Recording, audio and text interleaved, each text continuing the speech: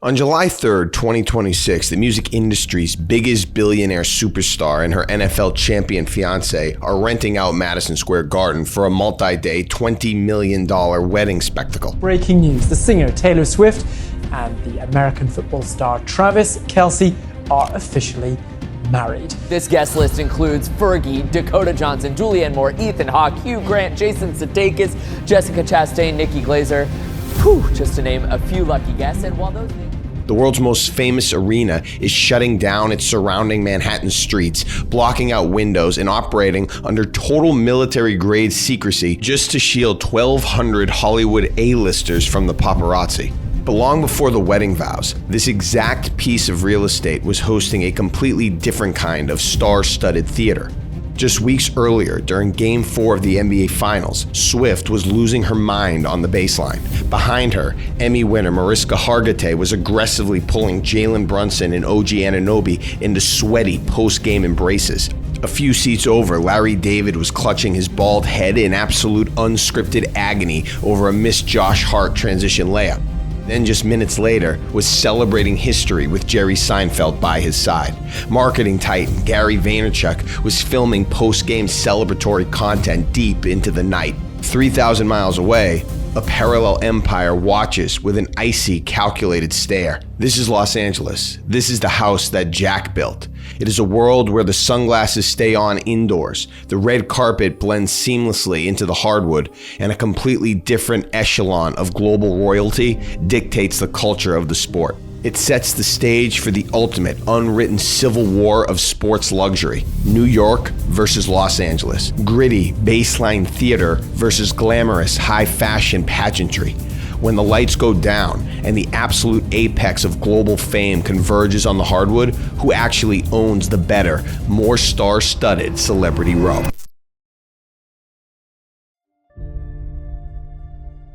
In the modern NBA, a franchise's total brand power is calculated by an intangible, high-stakes currency known simply as aura.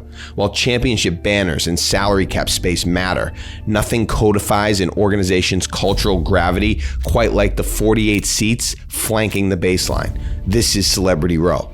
But this isn't just a casual debate about which city gets a higher volume of famous ticket requests. Beneath the flashing cameras lies a profound psychological divide between two completely distinct coastal philosophies. The unwritten rules of engagement are entirely different on these two floors. New York operates on an ethos of active emotional participation, where the elite are stripped of their Hollywood armor and forced to bleed, suffer, and scream alongside ordinary fans. Los Angeles operates on an ethos of pristine, curated prestige, where the arena behaves like an exclusive velvet-roped after-party and the stars are there to be the show itself. By dissecting the historical loyalty, the iconic court-level incidents, and the modern marketing machinery of these two legendary baseline cohorts, we can uncover the definitive truth of which city possesses the ultimate courtside crown. The window, it goes! What a basket by James! Time out! Let's go! New York City all day, man! That's great. One of the greatest moments in New York sports history just happened. And nobody here wants to go home. To understand how this war for baseline supremacy began, we must first establish the baseline reality of the environments. Madison Square Garden is architecturally designed like a traditional theater. The house lights are dimmed low, casting the audience into deep shadow, while the court is intensely bathed in a spotlight glow. It creates an intimate, heavy atmosphere where the front row is quite literally on stage. The undisputed pioneer of this New York baseline reality is Spike Lee. Spike is not just a high-profile fan. He's the most influential visible team supporter in the history of global sports. Look at the friction. Game 5 of the 1994 Eastern Conference Finals. Spike Lee didn't just sit there. He aggressively heckled Indiana Pacers star Reggie Miller.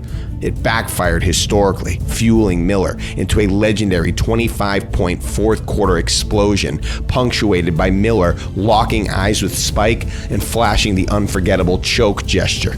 Spike's baseline war didn't stop there. When Scottie Pippen brutally dunked on Patrick Ewing in Chicago, the contentious trash-talking back and forth between Pippen and an enraged Spike Lee sitting courtside became an instant piece of NBA folklore. Spike established the foundational rule of New York's Celebrity Row. If you sit here, you are part of the game's physical conflict. This intense, deeply embedded standard spawned a generations-long vanguard of New York entertainment royalty. You have Ben Stiller, a regular who looks visibly stressed, analyzing half-court sets during a cold Tuesday game in January. You have Tracy Morgan, a fiercely loyal supporter who proudly stood by the franchise through decades of losing seasons and front office heartbreak.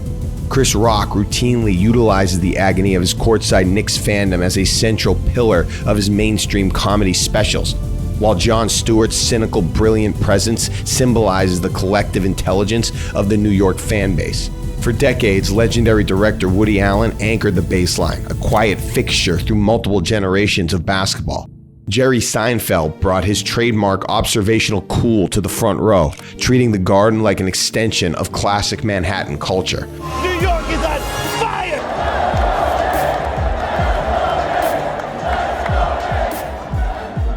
But while New York was treating basketball like a gritty off-Broadway drama, Los Angeles was busy building an absolute blockbuster empire. The pre-game expectations for a Lakers game aren't rooted in suffering. They are rooted in ultimate luxury. And the undisputed king, the gold standard of global celebrity fandom, is Jack Nicholson. For nearly 50 years, Jack's courtside seats have been a permanent monument of American pop culture. With his iconic devilish grin and unmatched cinematic prestige, Jack didn't just watch the Showtime Lakers or the Shaq and Kobe dynasties. He co-authored the entire lifestyle brand of the franchise. His presence dictated the harsh reality of the West Coast. The Lakers were the coolest, most exclusive club on earth. Howard lost the ball. Action from Laker fan number one.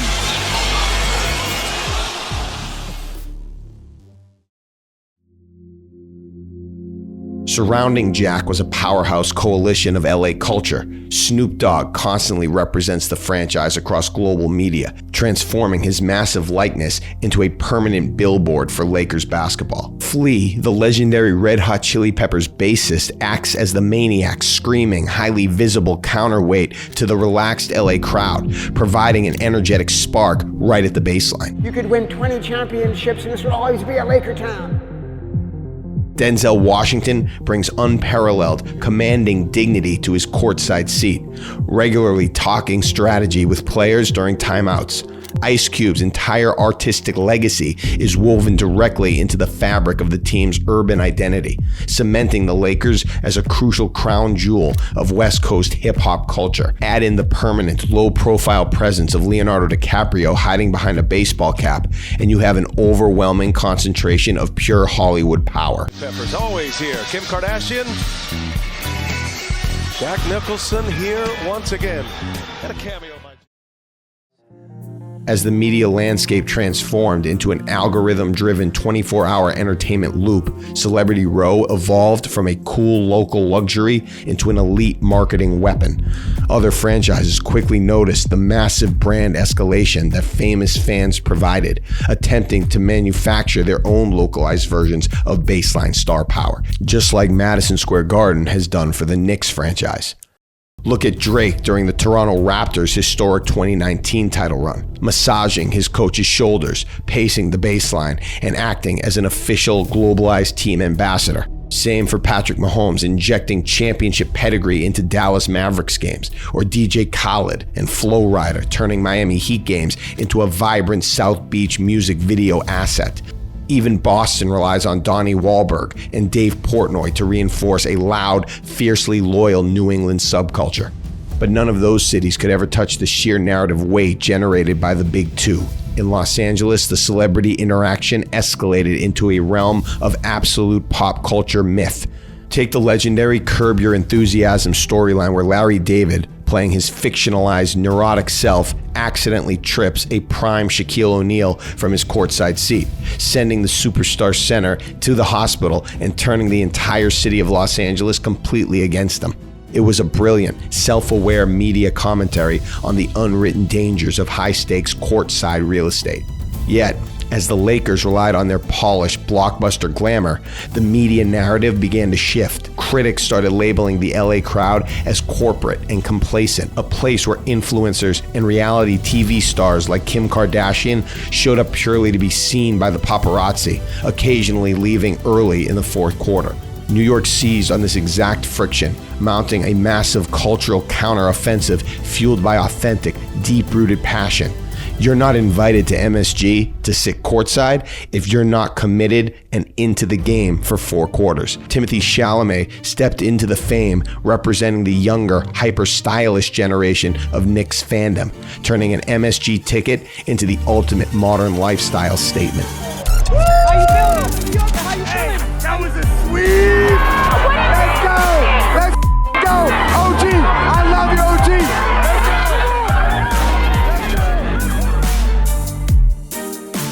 And the boundaries between these two worlds began to completely fracture. Consider Adam Sandler, a beloved comic icon regularly spotted enjoying games in Los Angeles. When the absolute highest point of basketball tension arrived during the 2026 NBA Finals, Sandler didn't stay in California. He packed his bags and showed up right at the epicenter of Madison Square Garden, loudly screaming for the Knicks alongside a rejuvenated New York elite. The escalation was clear. LA had the red carpet, but New York was rapidly capturing the true basketball soul of the planet. Brunson gets it, fires up a 3. Shot no good, the chip, it's gone! It's gone! It's gone! With 1.2 remaining, Knicks take the lead! OG Anunoby, and it's 107-106! This brings us to the pivotal moment where the fundamental psychological differences between these two legendary rows is permanently exposed. It comes down to a simple question. When the absolute peak of competitive conflict hits the floor, does your celebrity row behave like a red carpet audience, or does it transform into an active basketball army? In Los Angeles, Celebrity Row operates like a beautifully directed, star-studded motion picture. Kendrick Lamar sits in the front row, radiating effortless West Coast cool, completely aligned with the city's athletic royalty. Will Ferrell smiles for the Jumbotron. It is prestigious. It is glamorous. It is undeniably elite. It is an entertainment product designed for maximum aesthetic perfection. But Madison Square Garden during a championship run is not an entertainment product. It is an unscripted, volatile, emotional furnace. Look at the absolute peak of this conflict. The thesis is proven by not who is holding the ticket, but by how they react when the game gets ugly.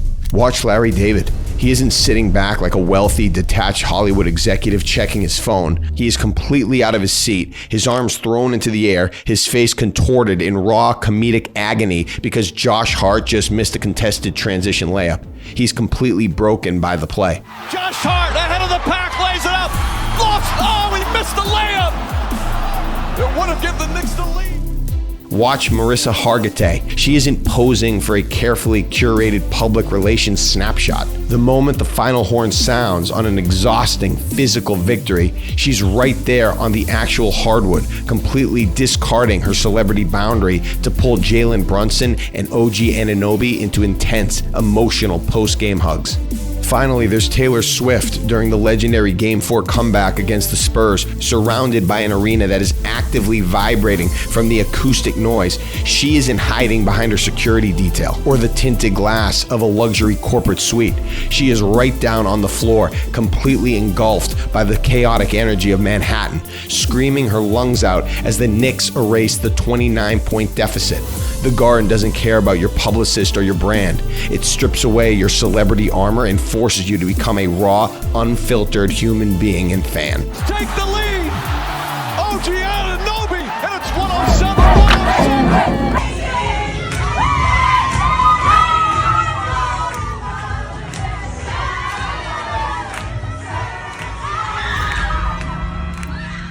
final buzzer sounds and we look at the entirety of basketball culture, we are left to deliver a definitive verdict on this coastal war of star power. If your metric for a superior celebrity row is strictly based on traditional Hollywood billing, global box office power, and the sheer concentration of iconic sunglasses-wearing paparazzi targets per square inch, then the Los Angeles Lakers will always hold a structural crown.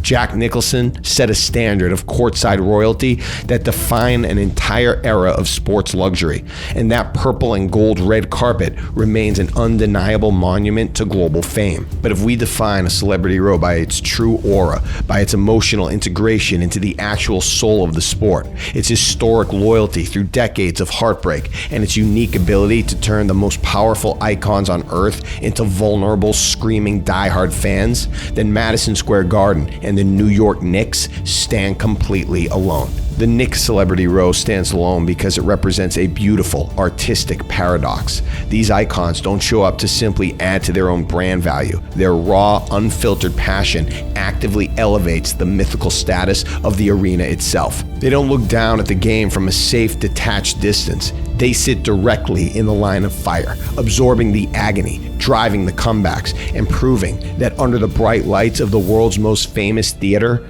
even the biggest stars in the universe are just fans at heart.